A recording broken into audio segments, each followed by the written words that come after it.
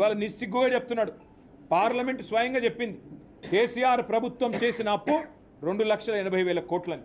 కానీ సిగ్గులేని ముఖ్యమంత్రి 8 లక్షల కోట్లు అనే అబద్ధాన్ని ఒకటికి 1000 సార్లు చెప్పి తనకు అనుకూలంగా ఉన్న మీడియాలో పదే పదే అదే అబద్ధాన్ని అరిగిపోయిన గ్రామ్ఫోన్ రికార్డులాగా మళ్ళీ మళ్ళీ వేసి మభ్యపెట్టే ప్రయత్నం చేస్తూ ఉన్నాడు. 2,80,000 కోట్ల అప్పు కేసీఆర్ ప్రభుత్వం 9.5 ఏళ్లలో చేస్తే ఇవాళ ముఖ్యమంత్రి చెప్పిండు నేను 2.5 ఏళ్ల లోపలనే 3,47,000 కోట్ల అప్పు చేసిన అన్నాడు.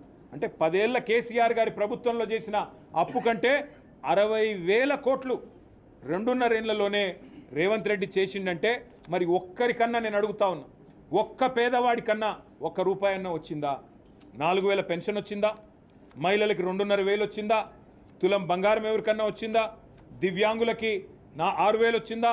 మా రైతన్నలకు రైతు బంధు 15,000 ఇస్తా అన్నాడు కదా, వచ్చిందా? మరి ఎక్కడ పోతున్నాయి ఈ పైసలన్నీ?